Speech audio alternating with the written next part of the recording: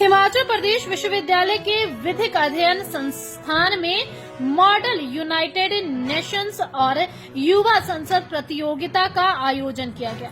युवा संसद के उद्घाटन अवसर पर राज्यपाल शिव प्रताप शुक्ल ने कहा कि भारत को विकसित राष्ट्र ही नहीं बल्कि विश्व गुरु बनाने में देश की युवा शक्ति पूरी तरह सक्षम है। राज्यपाल ने कहा कि युवा संसद जैसे कार्यक्रम युवाओं की ऊर्जा को सही दिशा देते हैं और सही दिशा मिलने से ही भारत 2047 तक विकसित राष्ट्र बनने के लक्ष्य की ओर अग्रसर है। सचमुच पूरे विश्व को इस नाते विश्व गुरु की पदवी देनी पड़ी भारत को कि आज मैं जो देख रहा हूं कि रघुनाथ जी के रथ को अगर उसके रस्से को पकड़ करके खींचने का काम कर रहा था तो भारत का जैन जी कर रहा था।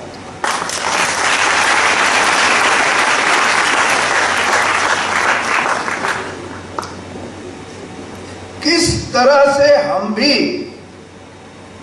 उस रस्से को खींचने के पार्ट बन जाए तो वह दृश्य याद आ रहा था कि जब एक तो नहीं, हजार 2000 नहीं, लाखों लोग मिलकर के जगन्नाथ जी के रथ यात्रा में रथ को खींचने का काम करते हैं।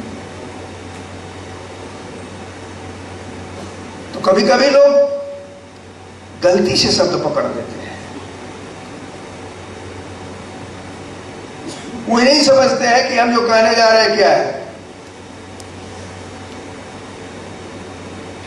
लेकिन मुझे लगता है कि जो देवभूमि की परंपरा यहां की है,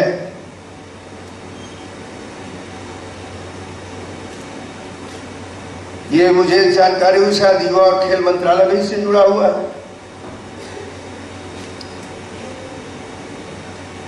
इन दोनों के संयुक्त तत्वावधान में हो रहा है।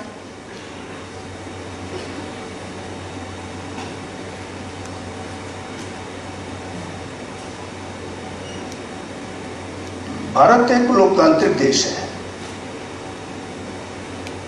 और यह नहीं है कि 2047 के बाद जब देश स्वतंत्र हुआ तब भारत लोकतांत्रिक देश हुआ। हिस्ट्री इस बात का गवाह देती है कि भारत गणतंत्र का सबसे महत्वपूर्ण देश पूरे विश्व में रहा है। गणतंत्र का सबसे महत्वपूर्ण, न जाने कितने गणराज्य थे और उन सारे गणराज्य में लिच्छवी, वैशाली, ये सब जो गणराज्य थे उसके शासक जनता के बीच में जाकर के कभी कभी भेष बदल कर करके अपनी जनता के हित की बातों को कि जनता हर्रा कैसी रही है ये जानते थे।